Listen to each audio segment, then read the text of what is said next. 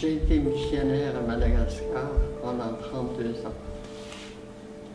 J'avais ce désir d'être missionnaire depuis plusieurs années. Je portais ce désir d'être missionnaire depuis toute jeune.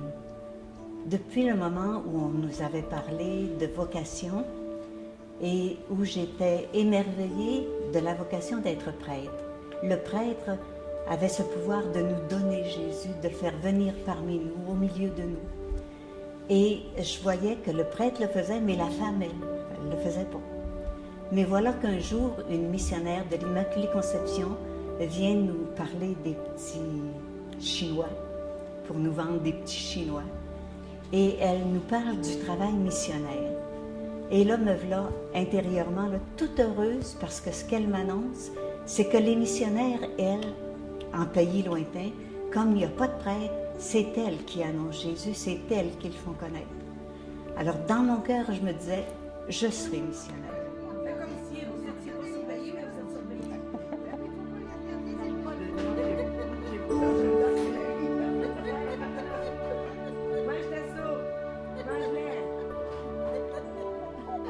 Excusez. Cette crèche vient de Madagascar. Elle est faite tout d'une pièce. Il y en a des très grosses, des petites, mais on m'a offert celle-là juste avant de partir.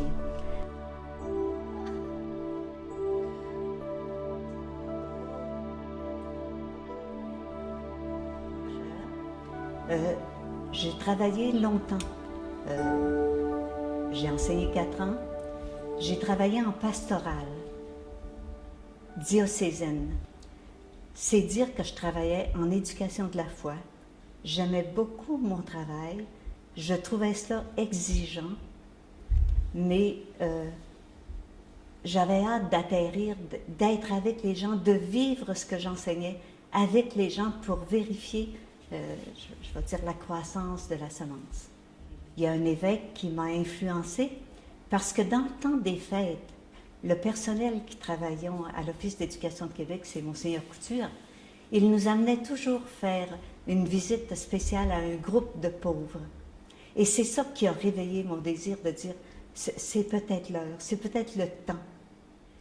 Lorsque je suis partie pour Madagascar, c'est Sœur Pâquerette qui était responsable de formation des novices. Sœur Jeannette était responsable des aspirantes et des jeunes professes.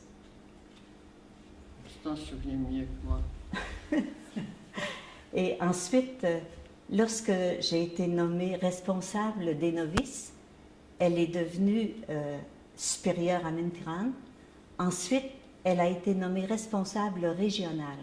Et après avoir été régionale, quand votre mandat a été terminé, que vous avez été nommé au Conseil général, ça a été à mon tour de dire oui pour la mission au niveau de la région.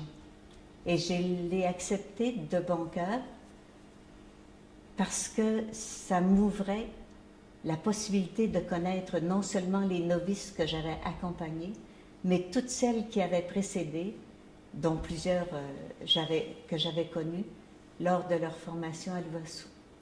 Moi, ça m'a apporté un enrichissement immense concernant toute la spiritualité franciscaine, concernant la connaissance de nos mères fondatrices,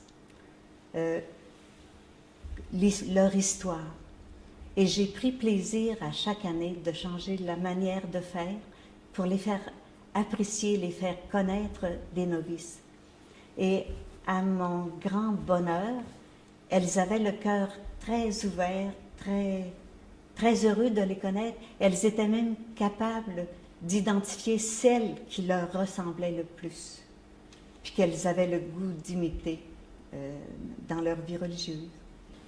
Moi, j'ai été heureuse avec les novices, avec celles que je côtoyais, les jeunes, parce que c'est important d'être près d'elles pour les comprendre et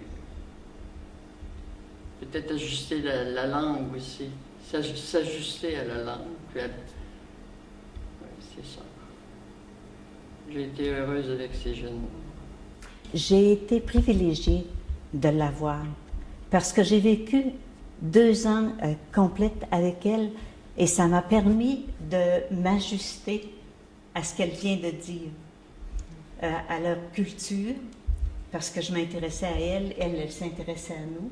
J'ai eu la chance d'apprendre le malgache et elle me favorisait en me prêtant une novice pour les leçons, qui me répétait les leçons, puis qui m'ont permis d'apprendre l'accent. Mais je les admirais quand je suis arrivée, puis que je les entendais prier en malgache, puis chanter en malgache. Puis j'ai fait des efforts, hein?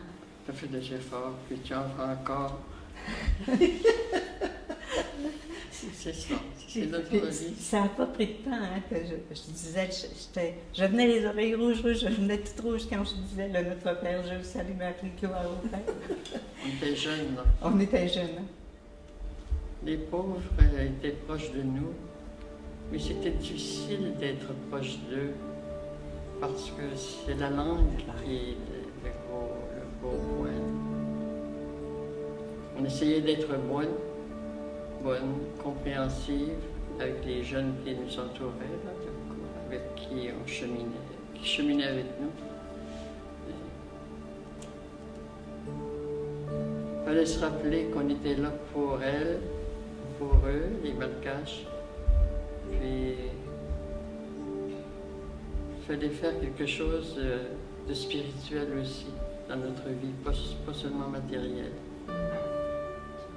Parce que si on est parti de notre pays, chez nous,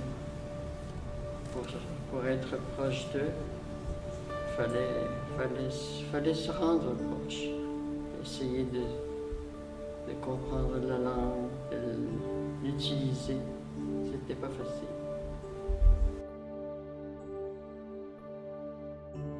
Mais comme moi, je suis arrivée longtemps après Sœur Pâquerette, ça me gênait de parler malgache devant mes sœurs canadiennes, mais pas avec les malgaches. Puis elles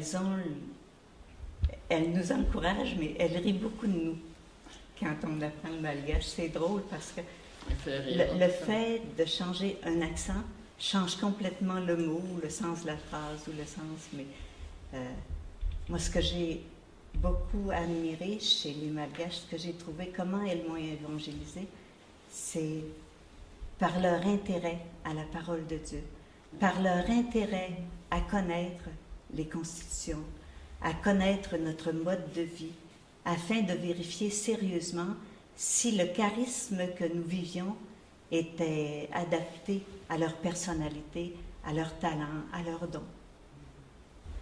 Est-ce que vous pouvez nous dire si vous avez eu la difficulté à vous inculturer en revenant au Québec? Je n'ai pas trouvé de choses difficiles. Non. Non. Non. Tu es bien chanceuse d'avoir trouvé ça facile. Moi, j'ai trouvé ça très difficile. Parce que j'ai trouvé que toutes nos valeurs qu'on avait avant de partir, surtout que moi qui ai travaillé en éducation de la foi, je m'attendais avec les beaux programmes d'enseignement religieux qu'on propageait aux primaires, aux secondaires, le travail que nous faisions auprès des adultes. Je pensais que de retrouver une société là, encore pleine de foi, pleine de vie, puis ça m'a déçu beaucoup. Puis j'ai eu un peu de misère avec ça. Parce que je me suis ennuyée un petit peu des liturgies.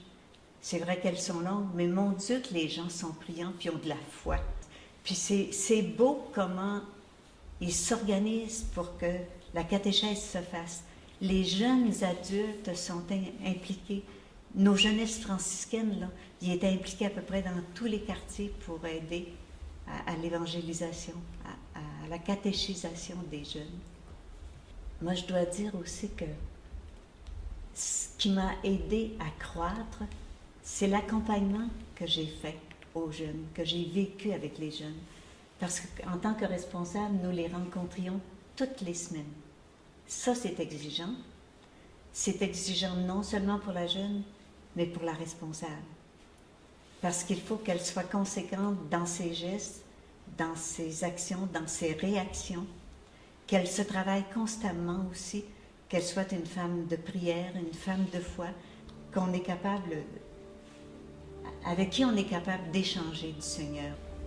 Moi, je voulais être missionnaire pour vivre Jésus, du Christ, puis d'aider les gens que je rencontrerai, avec qui je vivrai, à connaître davantage Jésus.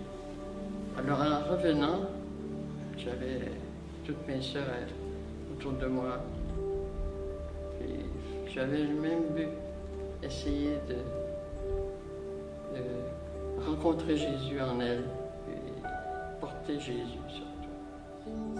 Je suis missionnaire encore au Québec comme je l'étais avant de partir, parce que j'ai toujours considéré mon ministère ici, que ce soit lorsque j'ai enseigné ou lorsque j'ai travaillé en pastoral, comme étant une mission, une annonce de la bonne nouvelle que le Christ est important pour moi, puis il est vivant, puis il nous aime, puis il veut nous inviter à partager son bonheur et sa vie. En vivant au quotidien les événements qui viennent de culbuter ma vie, mais je l'accueille de bon cœur. Peut-être que je suis contente, je suis heureuse, puis j'espère parler plus fort par mes réactions, par mes relations avec les personnes, que par mes mots.